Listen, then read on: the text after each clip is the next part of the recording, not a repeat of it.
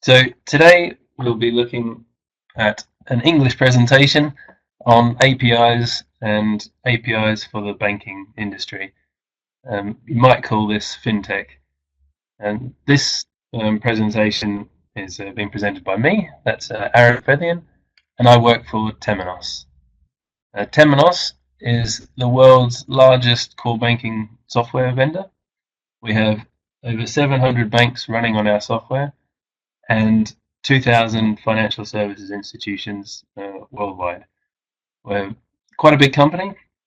We're 500 million in revenue each year, and we have banks in almost every region, including Brazil, and probably the US is our weakest region. It's very difficult to enter the US region.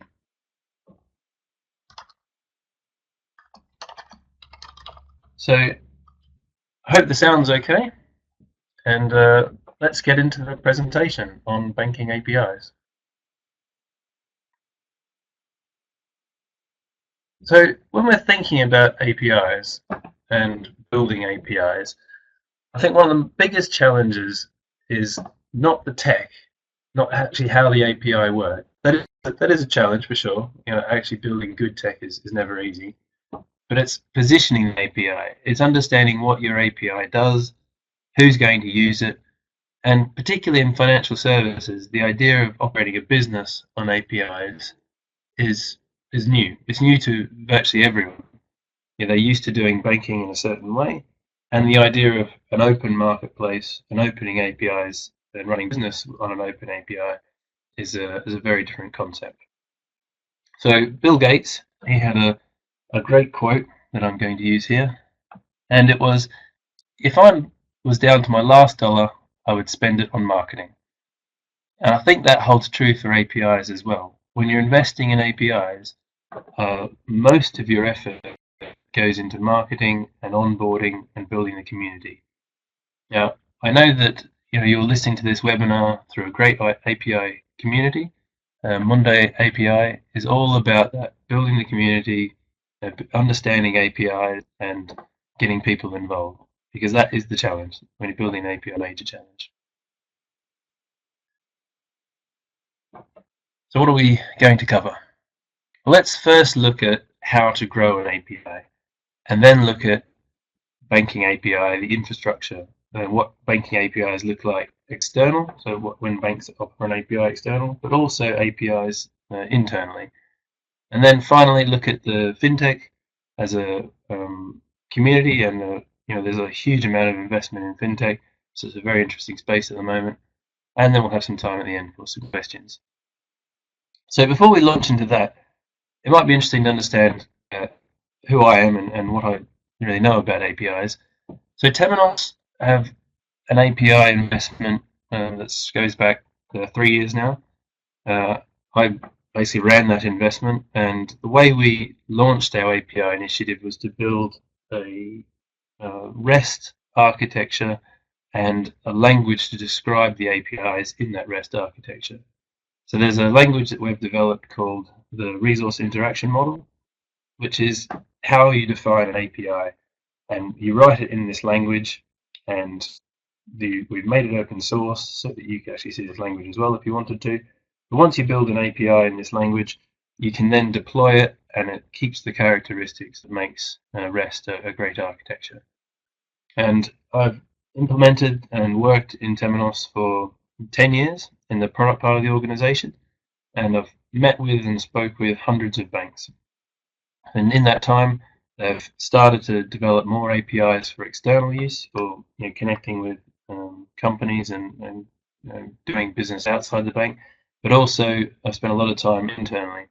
So one of the recent customers that we signed was a huge bank in the Nordics region with 16 million customers, a very, very big retail bank.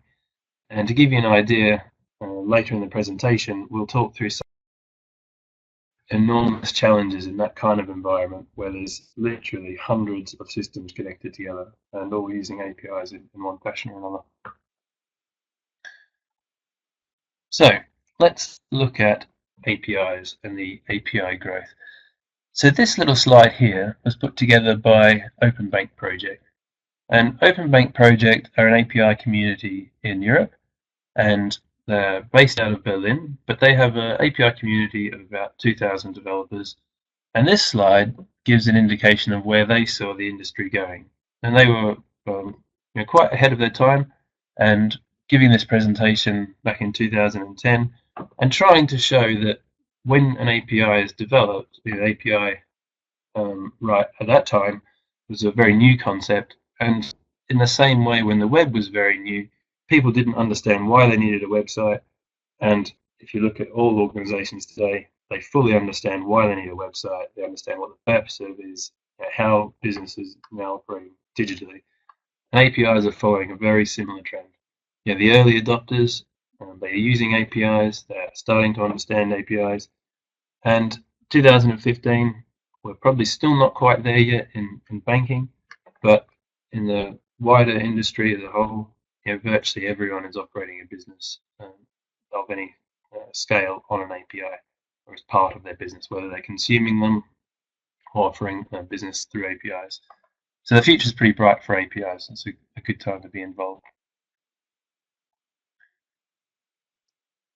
So this next slide is designed to sort of show how the different parts come together, because trying to understand APIs is quite a challenge for a lot of people. And if you look at why you would do an API, it's a really good place to start. So if you think about an API and what an API allows you to do, fundamentally an API is about opening up your business, operating an open architecture. So if you operate with an open business, people can build on top of your business or on top of your service, and you can grow. You can grow much faster. This is exactly what Apple have done with the iOS platform. They make more money from all of the apps on the App Store than they do from the phone. So they could easily give away the phone just to have the community of people building apps. And that's very similar to what you'd be doing with your business if you're building an API. If you look at crowdsourcing, actually getting ideas as the content is a very interesting model that is enabled through APIs.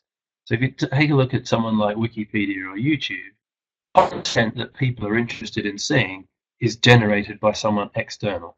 So they're provided an interface, an API, into their business. And the third aspect of how APIs affect your business is as a marketing platform. So once you open up your business, it's entirely possible that your leads and your sales revenue comes from a different place. It comes from other people, providing you leads and content. And this is very similar to what a company in the UK, found in the UK and in the US, Groupon were doing. They offer a great marketing platform, and other people generating traffic for other people, and very similar again to what Google do. So this can be described in a number of ways. If we look at the APIs and how businesses are built on top of APIs, and one very good presentation some time ago now, in 2013, was put together by John Muzzer of Programmable Web, and he categorized the APIs that are available into 4 categories. So free is quite easy to understand, someone like Google, but it's not so obvious how they make money out of that API, even if the API is free. The second category, where the developer pays, is again quite obvious, that the person who needs the service pays for the service. The third category, where they're generating content and trying to sell on the platform, is quite typical of a developer gets paid type model. And indirect is usually things that are internal or enabling developments on top of product, and that's quite easy to understand if you think about Salesforce. They've got this huge number of developments on top of their Salesforce product, and their ecosystem is very large. So what does that mean for banking and banking APIs? Well, what I'd like to do is try and align to those same kinds of APIs if we try and segment the API by banks into these categories to help people coming from the fintech or banking background understand what they might do with APIs, because they can then understand other industries and apply it to their own. So I think it's a good place to start from.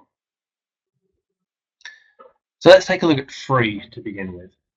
I give here a couple of examples of free APIs that we all know already. If we're developing an APIs, we've probably certainly used these.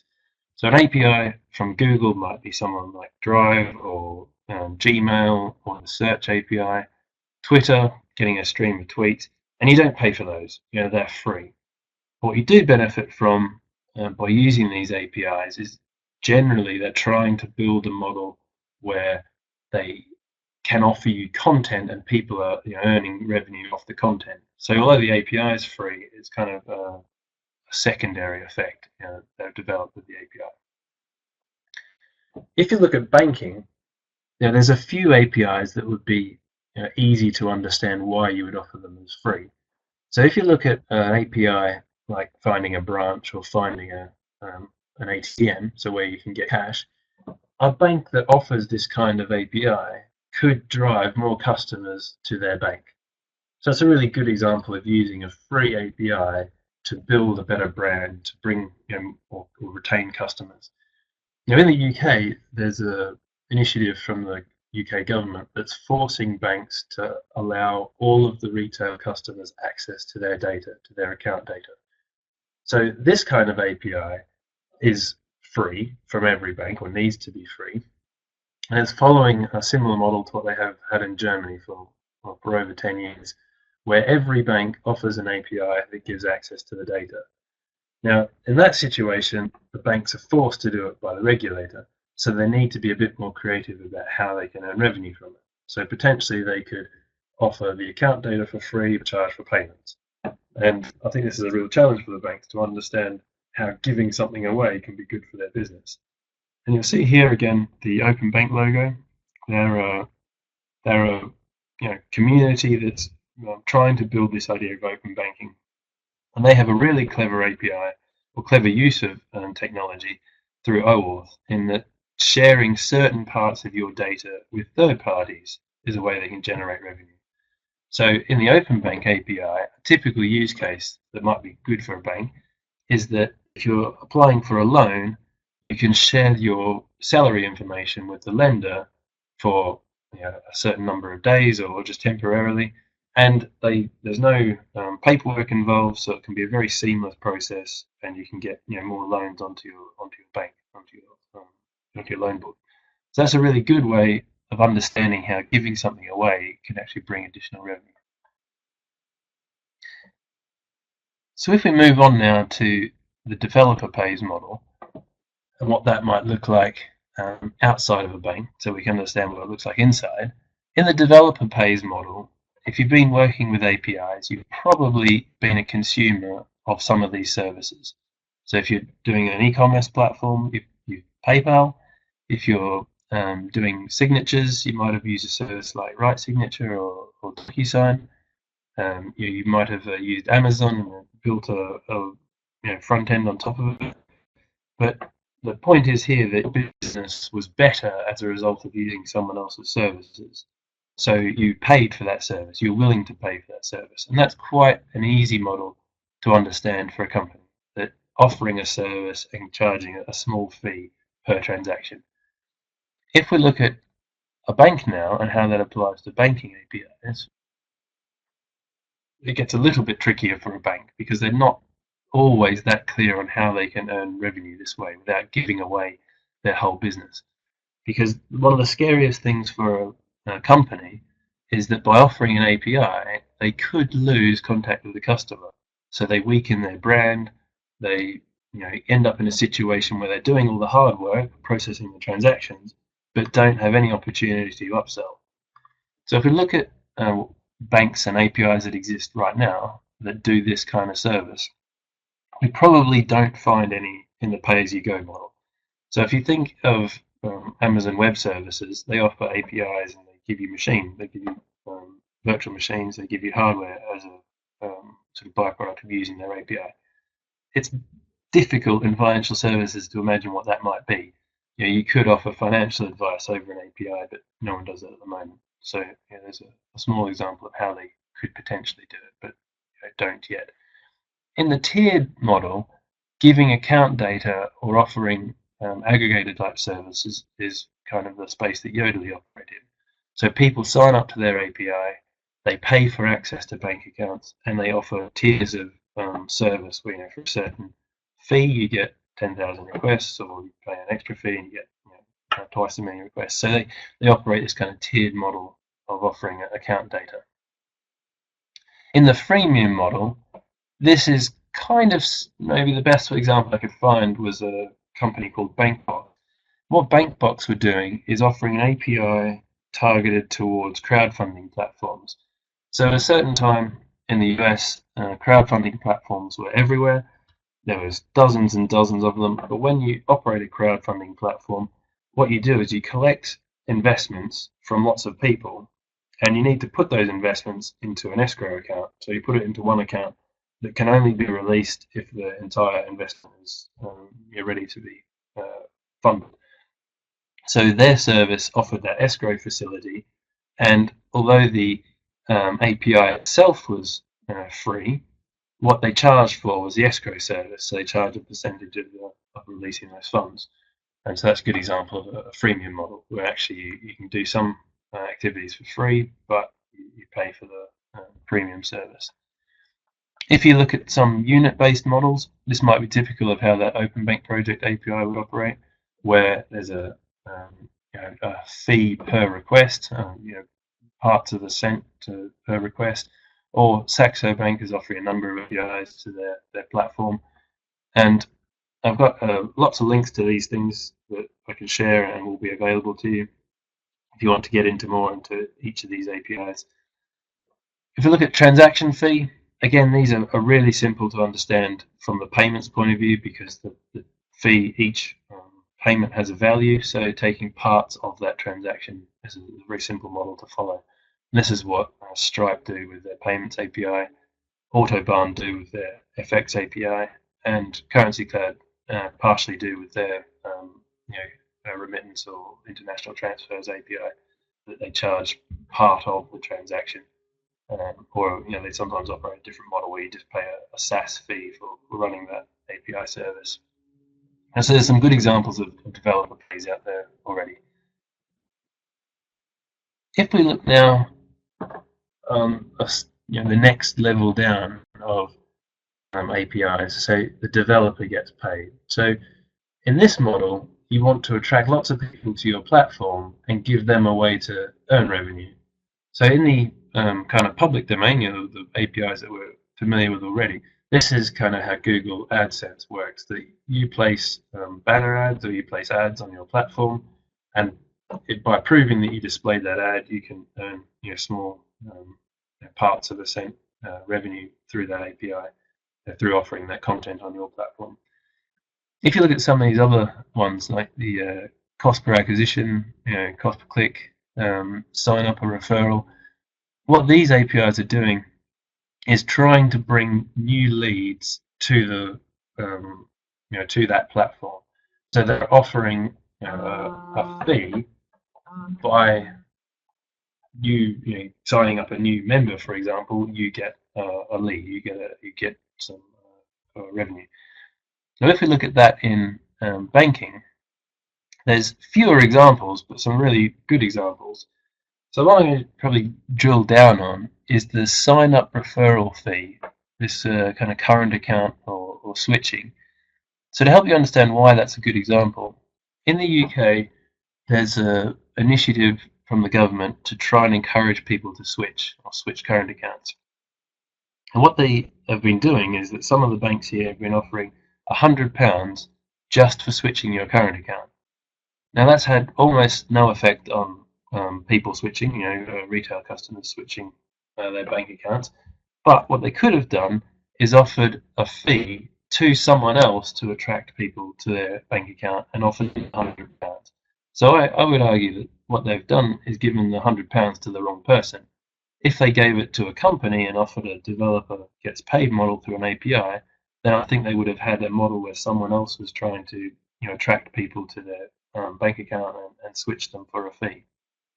You could imagine developer getting paid for bringing new loans to a bank, or offering lending calculators, and you could imagine also if there's an API that's offering sort of cross-sell information, there's a good way for a developer to earn money that way as well. So now it gets to the kind of interesting part, the kind of indirect APIs. Now I'm not going to spend a lot of time on this slide so that we can get into what banks actually do. But if you look at indirect APIs, sometimes companies offering, like eBay here, are offering an API just to get content into their platform. So it makes sense for them to give that API away. Offering SaaS type platforms, provisioning or operating a service in the cloud, and then allowing companies to connect to it is another good example of how an indirect API.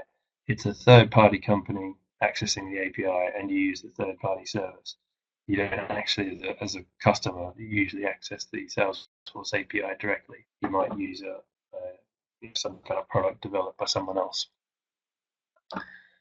So if we look at what that means to banking now, or the kind of banking sector, in the indirect space, doing crowdfunding would be a really clever API that could be offered by a bank.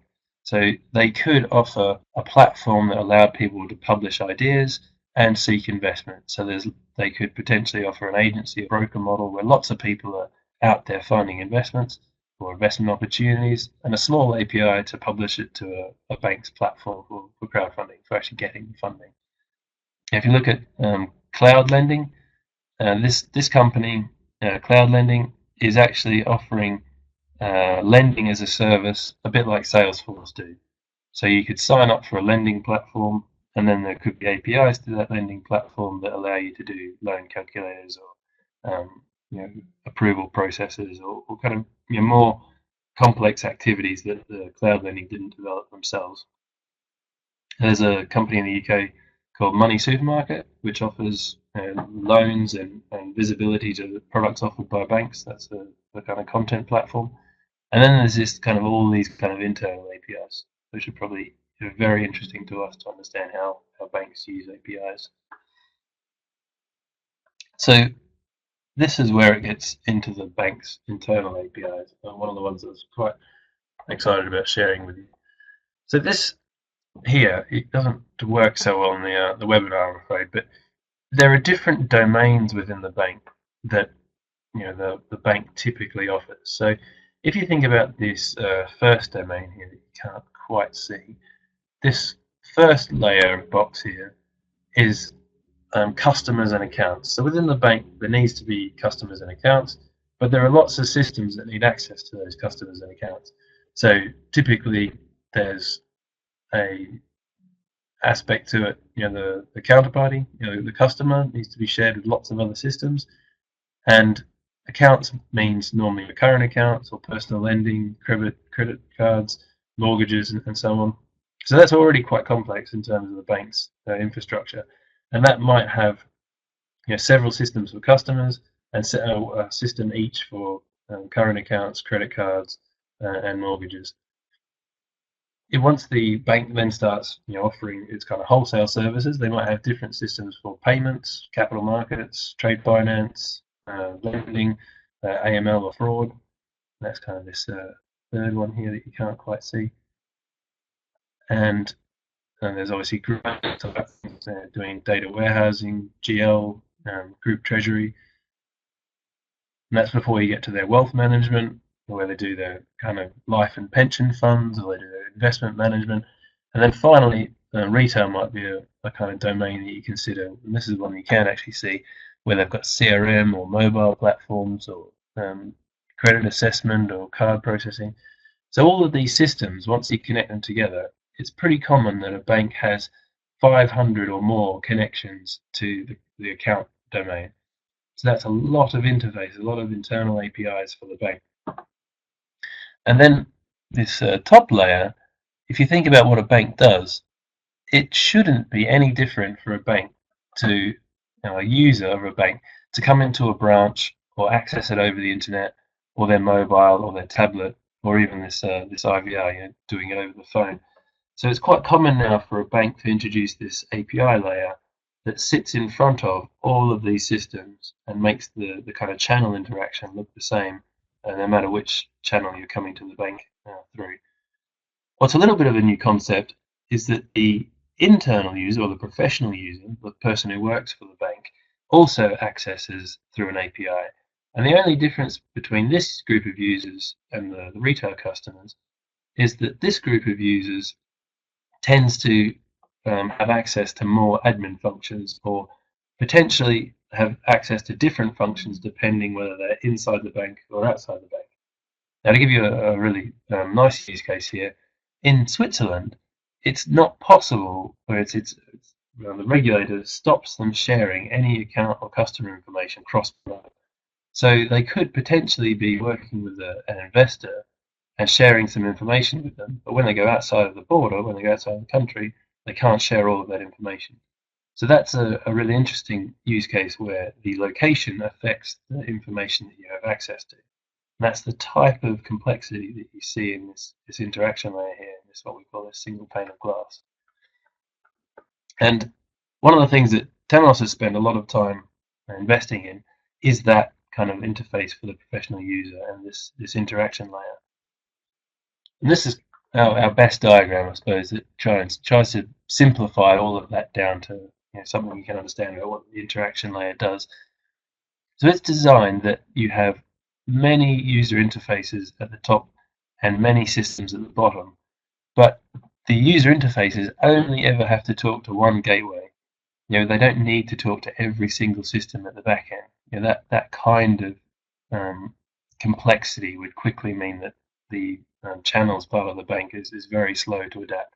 So instead, they just develop an API talking to this one layer here, this gateway layer, and then the gateway layer is responsible for talking to the systems at the back end. I can undo those for a second so you can see. So once you've got this single layer here, so one layer, one communication point for a device, there's then a number of things that this layer, this interaction layer, would need to do for you. So kind of paging, filtering and sorting, the authorization, offering conditional links is a really great way of leaving the business logic down in the system and controlling the user interface. And of course, having a common way of dealing with all the errors, APIs, and metadata, kind of validation logic. This is the real benefit of having a single interaction layer. And whilst it's fairly easy to have a user interface consume a couple of systems, once you get 500 systems behind the interaction layer, it really becomes a very, very difficult problem to solve across every single user interface. So having a single layer is a very a great sort of advance in the technology. And as I said, we made this open source. We have a project on GitHub called Iris, and the language is called RIM, or RIM DSL. And you can define your API once, and you get all of these services for free. You get all this kind of aggregation stuff for free. So stepping away from the technology for a second, and kind of heading back to what banks are doing with APIs and marketplaces. Gartner is a very big research company that looks at what people are doing with APIs. They were suggesting that by 2014, every bank would have an app store or have some kind of marketplace. Whilst a couple of banks have invented marketplaces, what's transpired in the meantime is that the banks have benefited from that open architecture and started to run incubator programs and try to find ways to get more vendors to connect with their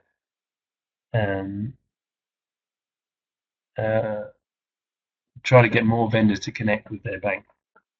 So that's really a huge benefit to the bank to be able to connect with the fintechs.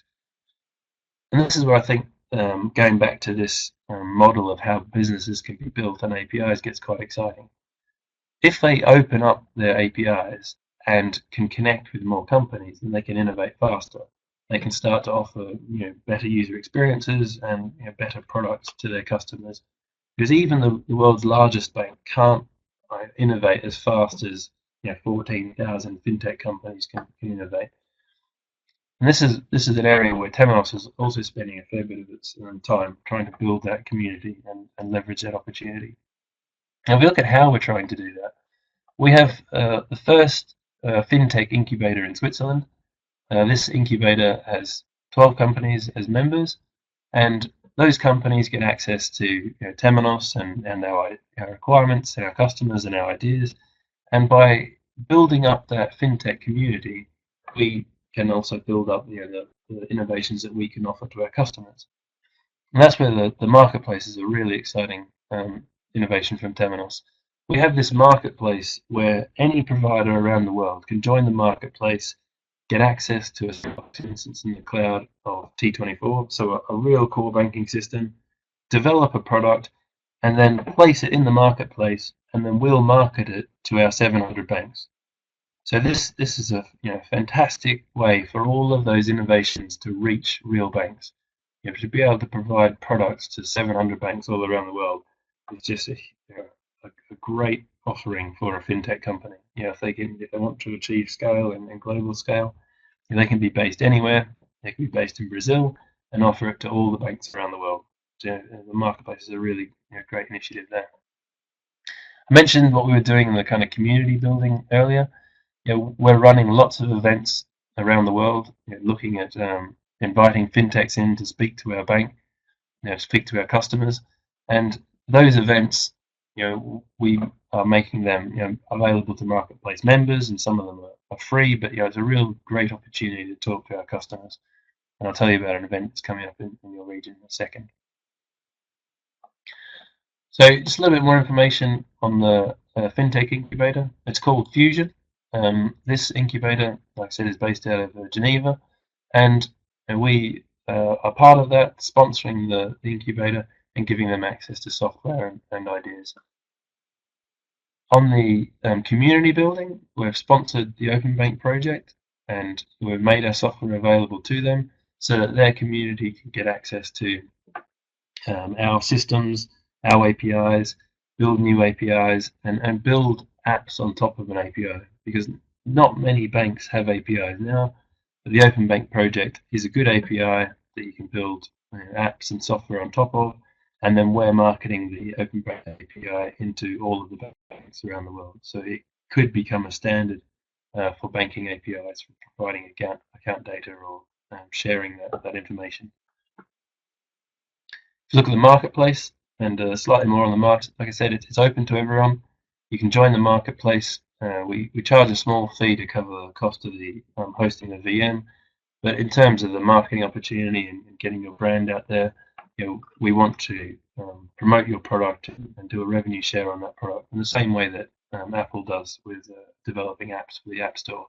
Except in this environment, you develop a product on top of Temenos, one of the APIs in the marketplace, and then we market it and do a revenue share if the bank ends up buying your product. And it makes drastically reduces the cost of sale, because you get a platform to experience a product immediately on, and we can do billing, so you can actually buy financial services products, software directly through the marketplace in the future.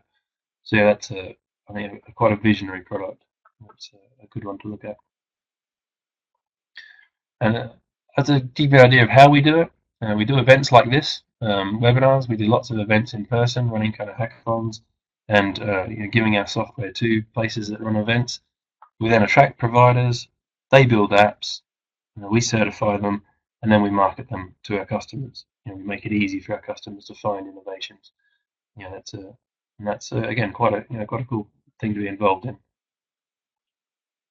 If we look at the event that's coming up in your region, and one that you can apply to enter through this URL here. Essentially, what we're doing is we're running an event in Miami, Dubai, London, and Singapore, and we have 12 fintechs demonstrating in each of these events to 100 banks. And once we have selected, they voted at each of these events. When they're voted, and the winners, the top three, then get taken to our final. So 1,000 people will be at the final. And so I'd encourage you all, if you have a product or you have a solution that you want to demonstrate to banks, you can enter, and we can give you an opportunity to present to banking customers. And you're more than welcome to be in Miami in April. In March is the Miami event. Next year, if this carries on at the rate we're thinking, then we might be looking at dozens of events around the world, and hopefully having one in Brazil, which should be awesome for you guys. So look it up, and we'd love to hear feedback on that. So that's it from me. Thank you very much for listening, and it's been an absolute pleasure. If you have any questions at this point, I'll just give you an opportunity. I'm happy to answer any questions at all on technology within the banks, complexity of their systems, how they deal with so many systems or the technology there. Any questions about APIs, offering APIs direct to consumers, the fintech incubator or any of the events that